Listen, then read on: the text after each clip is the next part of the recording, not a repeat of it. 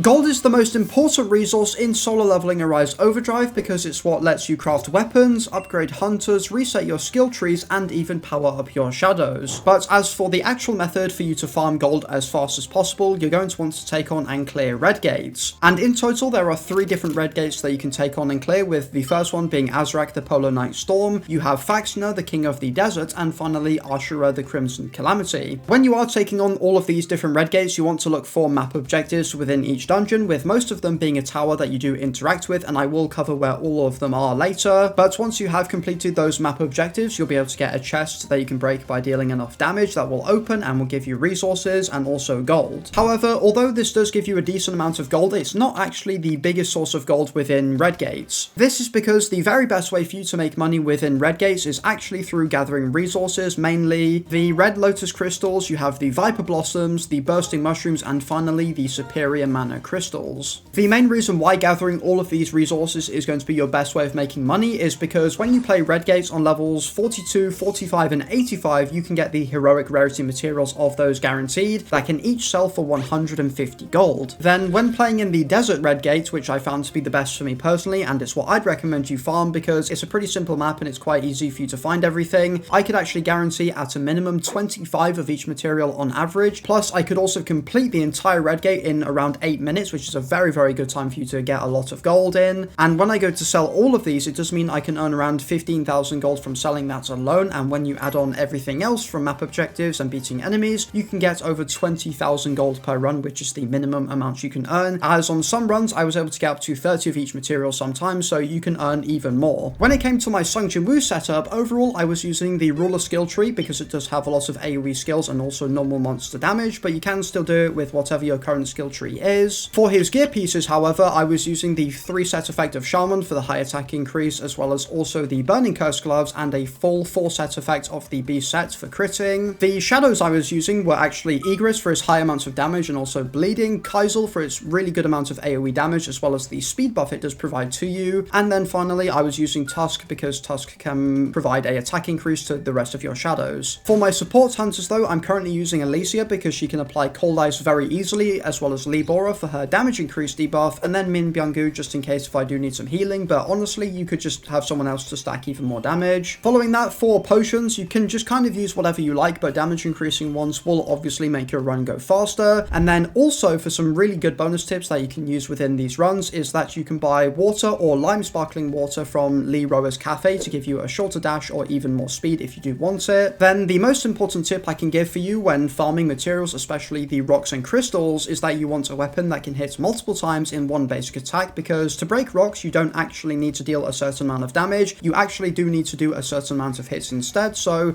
the very best weapons to equip are going to be the likes of the Lustrous Dragon Sword, the Plumflower Sword, or the Razan's Blade, which was my favourite one to use because it's really cheap to make and you can get it all the way to S rank pretty easily. And as you can see in this footage right here, as I'm going around I can break rocks in just one hit only, making them very easy to farm. And then for your other weapon you can just use whatever it is you currently like to use. Moving on, I do still want to talk about where all of the gold chest locations are within each red gate. However, like I said before, you definitely still want to farm Faxner over the rest, but starting off with the snow red gate, first of all you want to run down the ramp and then turn left, which is where you'll find the very first tower where you have to protect it in order to get the chest. Then after defending it, you continue to go to the left side where you can run all the way down to an ice lake, and that's where the final tower is. And in this one, however, you have to stop the goblins from entering the gate, with this being definitely one of the more difficult ones you have to do. For the desert Faxner red gate, you want to start off by running down and then make a right, which is where you'll see an entrance to an arena, and in here you'll have to defeat a group of goblins within the given time limit, and this one is actually really easy for you to do because you have a load of time to do it within. Once you have done that then though, you can exit the arena and turn right to go down to the skull, and once you have interacted with it, you'll have to defend the tower until all of the enemies have been defeated to get your final lot of gold. But finally, for the Ashura red gate, in this one you run right to go up the stairs, then you take a left down to the arena and go past straight through it all the way to the bamboo, and that's where the first tower is, and this again is just stopping goblins from entering the gates. After you have finished that one, you can carry on through where you'll see Alon, who you're going to ignore for now, and on the left is another staircase that leads you to protect the tower, earning you even more gold. Okay, I thought it would be a good idea if I went through and did a run quickly in order for you all to get an idea of the pathing that I do take to get all of the materials on the map, being the desert red gate. And starting off, we're going to go all all the way down here and grab this right here. So we'll get some, I believe, yeah, Viper Blossoms. Then onto the rock, we'll use our Razan's Blade to break it instantly. Moving on then, we'll enter the first arena after grabbing everything along the way so we can get our first set of gold from defeating all of the goblins here. There we go, so that's now been very easily done within a very short amount of time, and after this we're gonna go around the edges of this part of the arena so we can get everything that is here to get. Alright, there we go, that's the last item collected, being more bursting mushrooms, and that's already the very first stage of the red gate done. And after this, we're going to move on to grabbing all of the other materials around here, so we don't have to come back later and get them.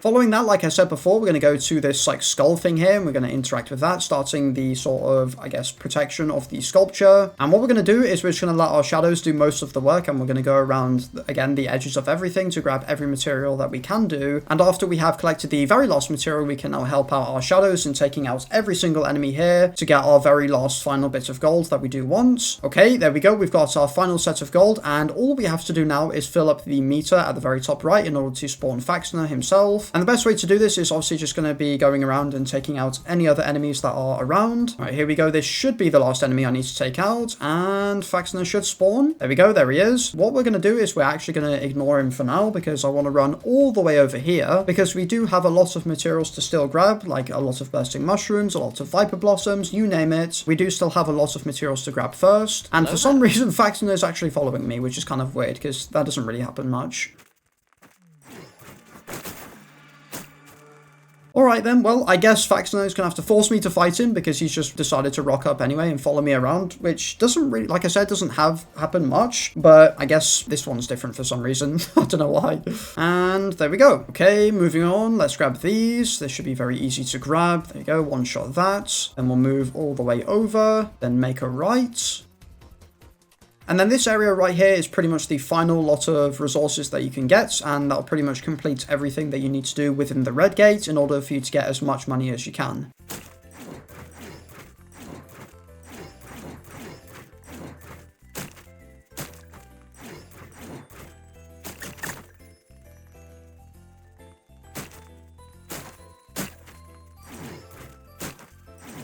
And there we go, it should be 2 more flowers here, and that is everything that you can grab. So pretty much by the end of this, we should have a lot of materials to sell. So let's see what we got. So finally, let's talk about all of the results I was able to obtain, as well as the actual gold you can earn within every hour. One run I was able to do did actually take me less than 8 minutes to complete, and I was able to get around 28 of every single material, as well as some gold from objectives. And if I were to sell all of those materials, I would get 16,800 gold. When you add the rest of the gold earned, it would actually amount to just over 22,500 gold in less than 8 minutes, meaning every hour you could complete 7 runs, I believe, totaling in over 150,000 gold an hour. Alright, so there you have it. That is how to farm gold in Solo Leveling Arise Overdrive, and overall, if you did enjoy this video or you just found it useful in general, then don't forget to like, subscribe, and join my Discord, and as always, I will see you all in the next video. Peace!